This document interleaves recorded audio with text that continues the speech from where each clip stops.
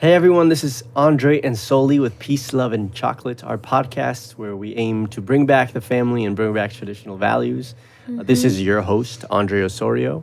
And I am Soli Osorio. We are married. We have a baby. Yes, that is all true. That is all true in facts. So what is the topic for today? Today's topic is a fun one. It is all about mansplaining.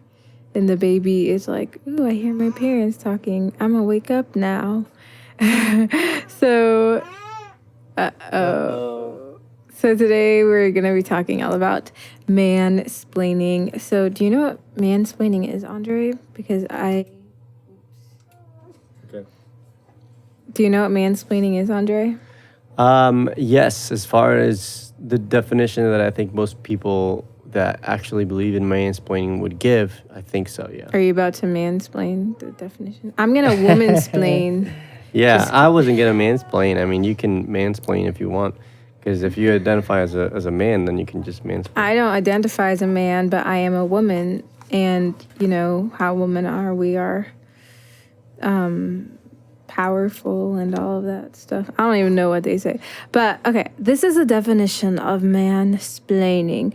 And I looked up this definition because all you need to do is just go to Google and find definitions. And this was in the Google dictionary as if it is like a serious word. They had like the word, they like gave an example and all this stuff.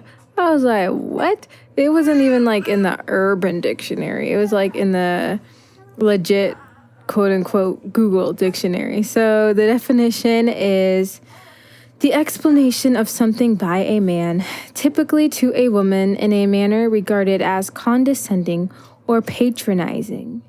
And the example is, your response is classic mansplaining.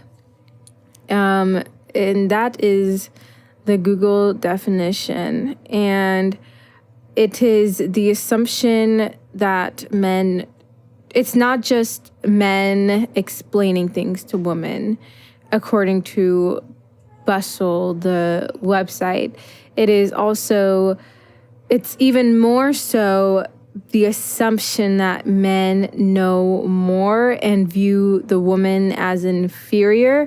And so because of that, they feel like they have to explain to the woman maybe something that she already knows or something that they think she should know.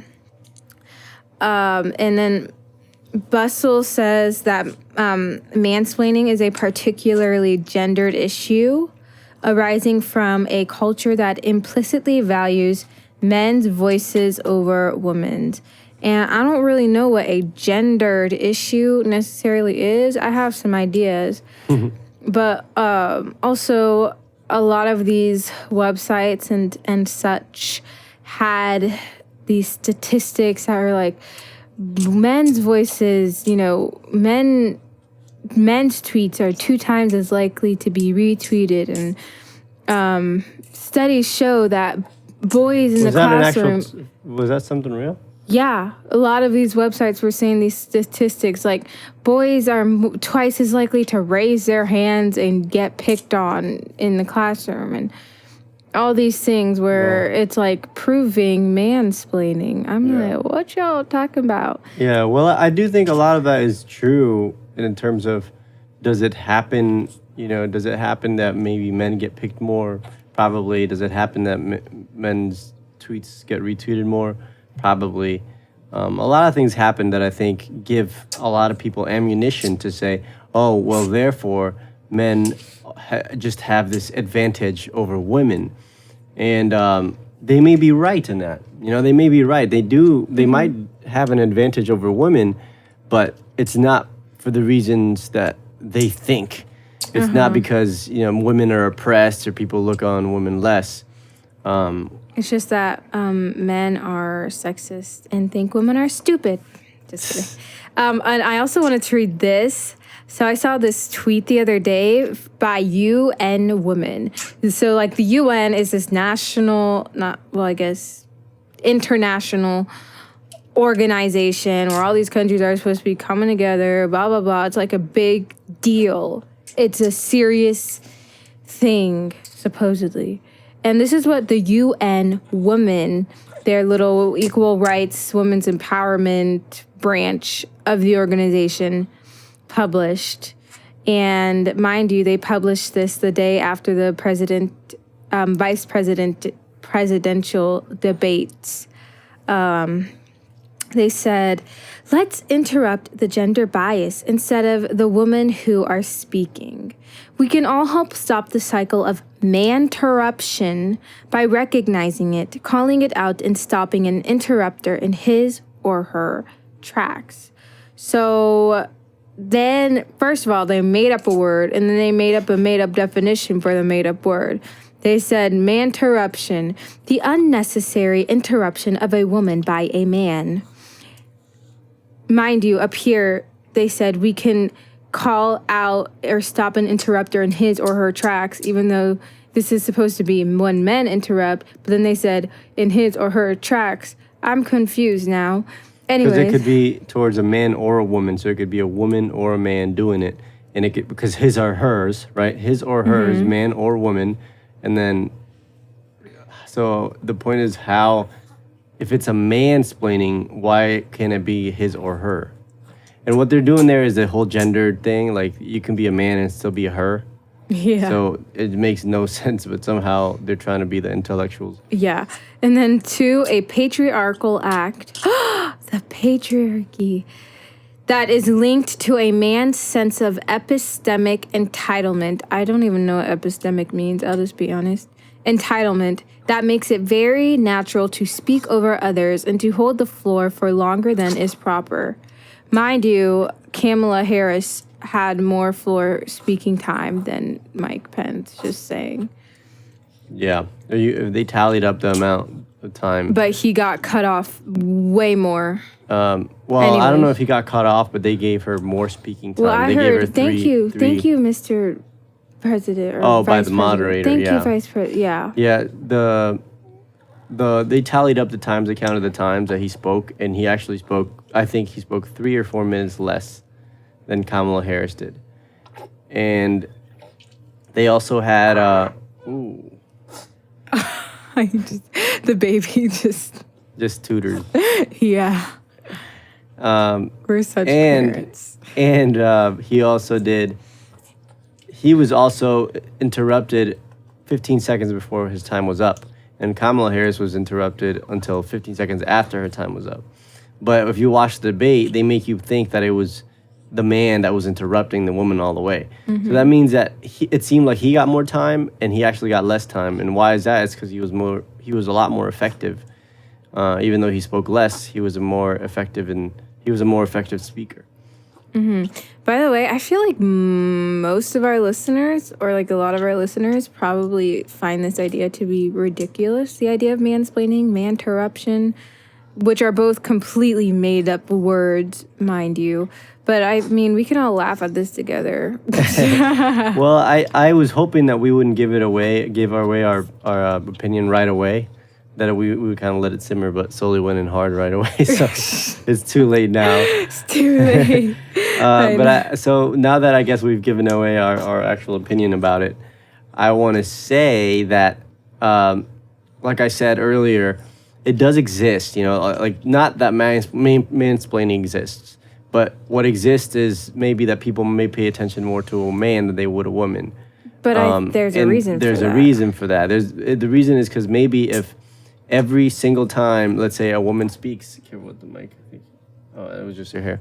Every single time a woman speaks, not every time, but let's say a lot of the time a woman speaks in a meeting, she's talking about how emotional she's been lately, and she's talking about things that have nothing to do with the meeting, or, you know, and then in the meeting, most of the men, not all the men, but most of the time a man speaks, he's like trying to move the meeting forward and contributing to a conversation that needs to be had in terms of like, let's get stuff done, right?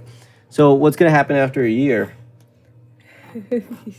What's going to happen after a year is that people are going to be looking for men to speak more, and they're going to be listening to the men more. And why is that? It's because over the time, the men were more effective speakers. So I think that's what happens. You know, it's not to say that they're being discriminated against women. Women that are effective speakers get a lot more attention than men that are just as effective, but because they're women, they get a lot more attention. Candace Owens is a great example. Candace Owens is a very effective speaker. She's great. And I think people listen to her, and the reason why people listen to her is because she's such an effective speaker. But let's say if it was a white man saying the exact same things that Candace Owens is talking about, he would not get nearly as much attention. Yeah. And that goes to show that white men are probably more discriminated against in terms of political speech here in America than a woman or a black woman is. Yeah, I totally agree. And also, there's a couple different things. He's hungry now. One, a lot of men, someone like the president or even like the vice president, for example, they speak with a lot of authority. And I think a lot of strong men do, not saying that every single man that interrupts is a strong man. Yeah, but here, trade you. Let's trade technology for children. But, people are going to listen to strong voices, and men, tend to have that more authoritative voice as opposed to like the softer spoken, not always, of course, because there are very abrasive women. But yeah, I think that's very true. When a man speaks, he typically speaks with authority, and I think a lot of women mistake authority for just shouting or like being rude, and that's not the case. And sometimes it is like that. Sometimes a lot of men are rude, but when you look at a leader and you say, "Wow, that man speaks with a lot of authority," usually it's just they're speaking with authority. And when women that don't know what authority means try to replicate that, all they do is just they're rude or sarcastic and kind of like, yeah, that's so true. just not a nice, just rude and not kind. And so what we would need to do is to say for women to understand that. I think even in the debates you could see a lot of times that it's not what you think it is. It's not having an authority and speaking. For example, Mike Pence is a great example. I know a lot of people don't really like Donald Trump and the way that he speaks because they think that he's not kind or whatever. That's fine. Look at Mike Pence. Mike Pence, for example, in the last debate, he was very, to me, it was overly kind and overly like to giving too much place for Kamala Harris and the moderator. But he did not say one unkind word. He said the truth. He spoke the truth, and he said it very bluntly, but also very peacefully. And so there really isn't anything that you can say, anything that he did that people can say, Mike Pence was rude, Well, Wait, don't mansplain me. I was about to. So you can't really say that anything that he said was a rude thing to say or was a mean thing to say. And then you flip it around and you look at Kamala Harris, and Kamala Harris really looked very weak. I mean, I told Soli when it first started, I said, she looks like she's nervous and she's acting nervous. And then when she tried to assert that authority, what she did was she said, okay, I'm speaking. Okay. She treated him like his mama. Yeah, and that's when you look at that, you're like, okay, that does not look. She just looked like a nervous wreck, and she looked like she was trying to exert authority, as opposed to when a strong man does it. It just looked like, okay, listen, I'm gonna take charge of this, and that's why I think most people look at men and they don't have to think about it. It's just instinctively like, oh, I can look at him as an authority if they're a good leader.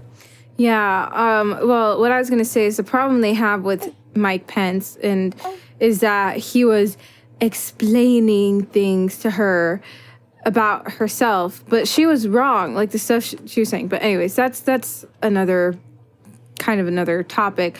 But the other thing is that a lot of times, men aren't the only one to do this, but they try and make it seem like men are the only ones because of the history and society and culture and all these things. Yes. But men are not the only ones to do this. No. And it's becoming worse on the women's end of things. More women are told they need to be strong, independent, they need to fight back, and they need to be, aggressive and all of these things. And you find, and it's true, and I know a lot of people are like, oh, like, little girls aren't bossy. Like, little girls that are bossy turn into great leaders.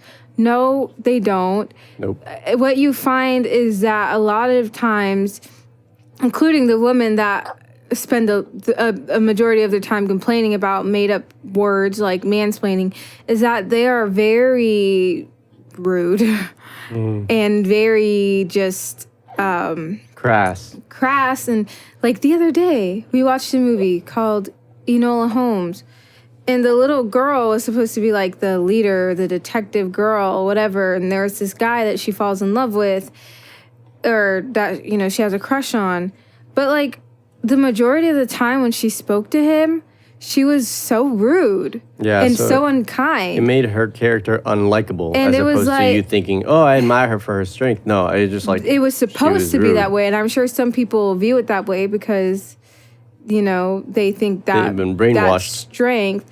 But I think it comes out in women in a different way than it does in men. That leadership, I don't know what quality. Yeah. Yeah, that's true. I'm going to read something here that Sully wrote down. That strong, that's what I mean. Like that strong, like I'm taking a stand. I think a lot of times, it comes out different. So I'm going to read something here that Sully wrote down. It says catcalling. It's, I think, a quote from that same article. Yes, Bustle came up with 6 different ways that men mansplain. And wow. I just thought it was funny. So one of the ways, I guess, is catcalling. It says, a very common comment that women hear on the street is, smile, or you should smile more. In telling a woman how she should appear, how she should act in public, these guys are overriding her actual experience and her actual facial expression and suggesting that they know what's best for her. When in reality, we all know, if someone tells you to smile more but you don't want to smile, you're like, I don't want to smile right now. Okay, goodbye. You don't think of it twice. But they're so sensitive about everything that you say, someone says to them. Like if someone says one word to them they think is wrong or they think is whatever, all of a sudden it's mansplaining. It's whatever. It's bad. It's terrible. It's the worst thing that's ever happened to me. And I will say that it does happen a lot where people come into your, for example, me, that I work in music and audio, right? So because audio is something that most people can just like up and study by themselves, like they can learn on their own, on the go. A lot of people think that they know more and better than you do. So, for example, if I say, you know what, when you record, let's say when you record a vocal, make sure that you have the microphone at this distance and you're holding it this way. Someone might say, actually, no, you're supposed to hold it upright and you're supposed to be a foot away from it. Because, I watched a video that said, and that's what you would call mansplaining, all right? That's just being, I don't know what the word for it, but it's just being stupid. When you think you know better than you do, it's like you actually don't know jack. Beep. Oh, wow. You don't know anything. You really don't. But you're pretending like you do in order to seem like you're more educated or you're better than the other person. But women do this all the time. Exactly. Too. That was my point, is that both men and women do this. This is not a gender-specific issue. And if men do it more, it's because they have, not anymore, but maybe back in the day, if men did it back in the day more, it was because men have the actual guts to say, no, if I think this, I'm going to say otherwise. Mm-hmm. But most of the time, when it comes to like explaining something or overriding someone's experience, first of all, it's not a big deal. No. And if it does happen, then you just move on and you say no. Yeah, that's part of my problem with things like mansplaining. Because first of all, the majority of people, most women don't care. Most women, you have to be really looking out and like nitpicking people, I feel like, to really see this as a huge problem. And they just make such a big deal out of things that are not a big deal at all. And I know for these people, it's like this whole societal thing that is like shaping society, and like the evil patriarchy, which we are pro patriarchy in this little house sizzle. But and like today I read this thing that was like things not to say to a black woman, and it was like I don't see color, or your hair is nappy, or is that your real hair? I'm like, people have asked me if this is my real hair. My mom has called my hair nappy many a time. Like, I don't care. When people ask me if this is my real hair, I'm like, wow. Yeah. Like, oh, they asked me that too, by the way. No, they do not. But it's like not a big deal. I don't get offended. I just tell them, like, you have to be looking out for these things to be offended. Yes. Men, like this idea that men are out to get women, this is just another one of those. And it's not true that men as a whole are out to get women in that way. I think they're out to get women in other ways, you know, more often than not. But mansplaining, I just don't see how it's that big of an issue. Like, nobody even cared until whoever came in was like, oh, they're mansplaining. And then they're like, oh, we found another thing to get mad at men about. Yay. Yeah, it's like the manspreading thing, or whatever. All the man stuff that is focused. It's another way to express anger and hatred towards men. But that's what it is. Yeah, and it's just another way to express anger and hatred towards men. It's like if you have this thing against men, you're going to look for a billion ways in which you can express that same hate. So like mansplaining, manspreading, all that stuff, this is all just saying like I hate men, and so I have to find ways to make them appear even worse towards the general public. And to bring them down to the woman's level. They're saying, you know, a lot of these things they find fault with are things that come naturally to men. Like men manspread because they are men, and you know what that means. Like Andre's sitting next to me manspreading, and it's because he's a man. If he closes his legs, that's uncomfortable for him. But they want men to close their legs. Why? To be more like women? Yeah. It's like, why do they need to be more like women? They want men to shut up for the same reason, so that they could be more like women. They want men too. to stop talking, not have a say. There is this is something else that is funny, that they think this is the reason why you like or won't like something. Sorry. This is the reason why another mansplaining thing, like another mansplaining. What men would say. What women, would say mansplaining is, right? Yeah. So it says, being informed that you'll like or won't like something. So this is basically saying, like, if you make a suggestion as a man, you're mansplaining. This conviction that you'll just love a beverage or food or any other thing that you like stems from gendered assumptions about what women like and don't like. This isn't about someone making a friendly suggestion. Hey, I think you'll like this, or I tried that, it was awful, I don't think you'll like it. It's about someone is insisting that he knows more about your tastes than you do. It's like, you're just making that up in your head. Who is saying they're insisting that they know your taste more than you? They're just saying, and if you they are, should just give this another rude, try. They're just a rude person. And you know what? Many times, like, I have said something like that, like, no, I don't think you really know yet, you know, but like, talk to me in a year, you know? And I've been right. You know, like whether it's about something, you know, let's say Soli, for example, and Soli's like, coffee, you know, she didn't like coffee at all. Or what else, like guacamole or something, you know? She's like, oh, and I'm like, just wait a little bit. Like, you'll see your tastes are gonna grow, you know, they're gonna get better. And then I guess now she eats that and she drinks coffee. Not all the time, you know, but she doesn't. I don't not love like them, but it. I like them. I can tolerate them. Like the other, she can tolerate coffee now. Big difference. No, but you know what I mean? Just those things. It's like, no, I just know, especially when I've been through something before, and I'm like, no, same when I was a little kid, I didn't like coffee. And then, you know, you have coffee with sugar, and then you're like, oh, sushi is another example. A lot of people don't like sushi. And then so I'm like, trust me, like, you have to start with sushi, you have to start with like fried sushi with with something, like more that you're used to, like cream cheese or something like that. And then you have more, and then you have other kinds, and then all of a sudden, before you realize, you're like, oh, I really enjoy sushi. So that's the kind of thing that you're like, how is that? That would be me mansplaining. No, I think it's just me making suggestions. And listen, some people may like or not like the suggestions. That's okay. But it's not, that doesn't mean that I'm being wrong just because I'm doing that as a man.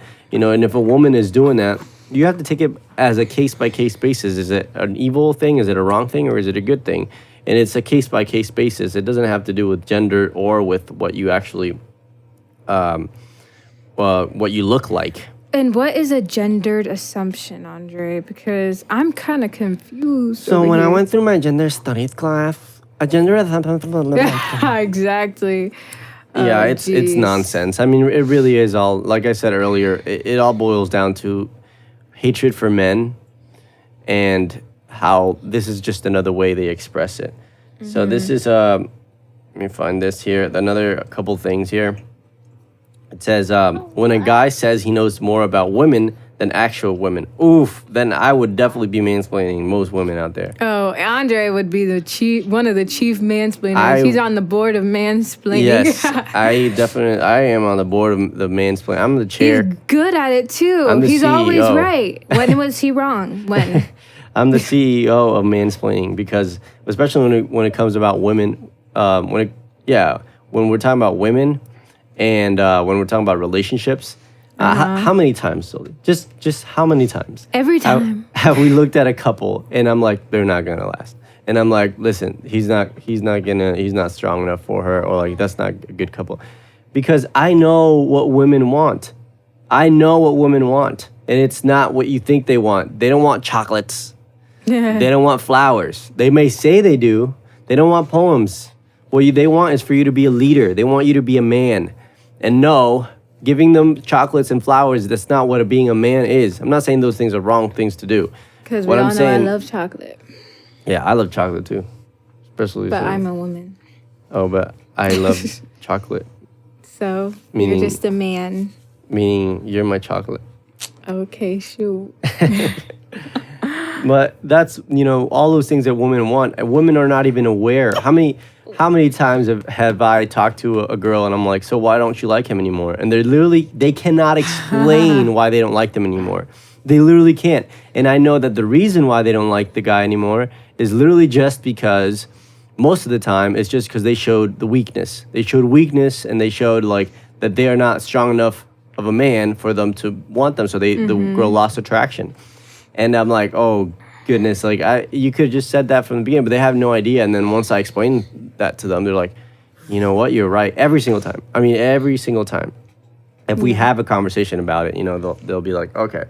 A lot of times we don't get to have a conversation because a lot of girls are not open to that, conversation. But what's interesting to me is that when it comes to women and why women choose men, women have no idea. If you're a man listening out there, never, ever, ever, ever take a woman's advice about how to get a girl or a relationship advice. Never do that. So every time I talk on this podcast, just hit the mute button until you know Andre's talking again. Yeah, pretty much. No, I'm just kidding. No, but as a man, really never take advice. Never go to a woman and say, oh, I'm struggling with this thing. Or, there's this girl that I like. Never do that. The girl has absolutely no idea. You know what she's going to tell you? You need to be more servant. And you need to be, more servant-hearted. You need to be more vulnerable. You need to show more weakness. Emotion. You need to show her that you love her. Emotion. Show her that you love her by calling her and texting her every day. No. Women don't want that. Women are repulsed by that. I don't care who. Literally all women, especially strong women. It's women that have more of a stronger... Sully knows. That's how Sully was. I mean, Sully was definitely more of like a strong character woman. She's more stubborn and more of that. And women that are more like her, what they need is a stronger man to be saying, no. Yeah. Be quiet or learn your place because I have to put them in a place. That's what a strong man has to do. Not in a mean or rude way. But just in a strong way and say, no, that this is what we're going to do. This is what we're going to do. Because that's what they're craving for. And that's what they admire. A lot of strong women are like, they're not attracted to any guys out there anymore because they're all weak. And they're all like, oh yeah, I'll let you do whatever you want, and I will never tell you anything wrong, and I will never tell you my actual opinion. No, you need to be kind, but you need to say the truth as well.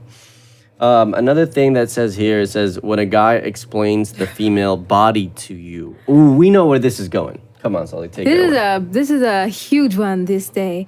You can't tell me how I'm feeling. You can't tell me what I can and can't do with my body. Listen, if a man is right, a man is right. And if you're wrong if you're a woman listening to this. You know what? You know where this is the biggest deal is the whole my body, my choice thing. Men can't have a say. Men definitely 100% can have a say, because when it comes to the whole issue of abortion, there's a lot of women out there, justifying it, and men the men that try to have a voice are told that they cannot have a voice because you're not a woman. You can't know what pregnancy is like or what it was like to experience this or that or just anything. Like, you just can't tell me what to do with my body. You can't tell me how I'm feeling or what I'm going through. Yeah. Which is just... It's baloney. The logical argument for it doesn't even stand, You want to try it again? Yeah. The logical argument for it doesn't even stand, because if you are a different gender than what the topic than the topic being discussed, then you can't have an opinion. Okay, so if we talk about men's rights, then women should have no opinion. And people are like, no, because men's rights or whatever. No, if you're a woman, you literally can't say anything. It's like, no. Well, actually, I think that would be great. But really, if you think about it, of life in those terms, it just becomes so stupid. And it's illogical. It really is. Yeah. Well, women tend to be more illogical thinkers. And guess who? I mean, women are championing. I think that are campaigning. Maybe that's the word I'm looking for this kind of stuff. Like, it's mostly women that are pushing this kind of rhetoric. This incredibly divisive rhetoric. You rarely see men coming up with like mansplaining with terms and don't say this to never say this to a man. Exactly. It's the women that are coming up with this because we tend to think more emotionally rather than logically, and that's just the way that it is. And this right here is completely illogical. It makes no sense. Yes. And then the next one, I want to say that having your field of expertise explained to you, that's what I was talking about earlier. When you have your, field of expertise explained to you, yes, a lot of times it is by men, but it could be by women as well. It's not a gender thing. And if it does happen as well, it's only because if it happens more often in men, the only reason why that happens more often is because women don't have the guts to be more upfront when they disagree, and if they do, then instead of saying, well, actually, they'll just be like, oh, you're hateful or you're whatever, you're misogynist, so it's semantics. It's just a terrible premise too. Yeah. And the last one that they had in this article was situations in which women are often seen as outsiders, quote unquote.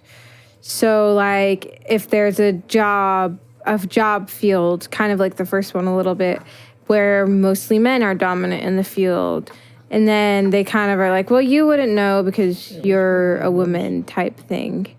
That's what that last one is. And once again, it's just, it's one of those ridiculous things. Yes. I feel like we can do a lot of content on this because this is just dumb, like any sort of feminist idea or talking point, we can literally just pick it apart. But it's all dumb. We want to remind you all that men and women are different. And I think that's part of where this comes from. Like, so much of our culture is hateful towards men because in a large part is because men are different than women, And and they're trying to reconcile those differences and trying to take away the differences in men and demonize the things that make men men. Yes. And we're to say men are different than women. We are different, and that's okay. And you don't have to be offended by every single little thing Yep. that a man does. Yep. And when you take the man away or restrict his authority or take away his authority in the household and anywhere else, the family falls apart, society falls apart. And that's what's happening. They're just attempting to take authority away from the man. So to further Satan's agenda, which is the destruction of the family and Yeah. the destruction of society. So make sure that you know, and you know that you know that you know that men are not hateful, that men are not evil. There are evil men, just like there are evil women. So we have to fight against evil. It's good versus evil. Yeah. We're going to bring back the family, bring back traditional values. You get married, you have children, you teach them the right way, teach them to love God, love their country, to serve, to be strong, to stand up. To be anti-racist. For women. Just kidding. No. For women to be, to stay at home, to be with their children, to take care of the children, for the man to work and provide. All these things are what's going to bring society back to a good society, a moral society, which is what we want. Yeah. And obviously, we would love for everyone to know Jesus as well. But Let us know your thoughts on mansplaining. I want to know. yes, we would love to know that as well. Let us know what you think about mansplaining, what you think about feminists and feminist language.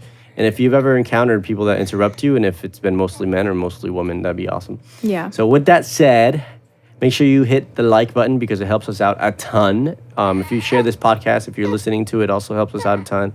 And say goodbye to Carlos. Carlos is crying.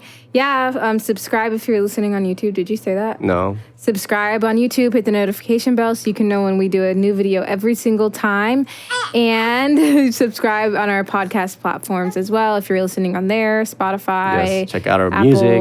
There's tons of content for y'all. Whatever it is. I think everyone, sometimes I've heard people say, oh, you guys should put out more content. I'm like, well, we put out a lot of content, but I think people are hungry for more. So we will. All right. See you next week. Yes. Bye-bye. Peace, love, and chocolate. Oh, what a cute little chubby. Oh, here's his password letter.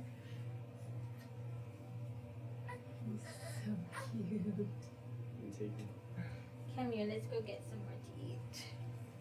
Let's go eat a little more. And then let's go to the store, okay?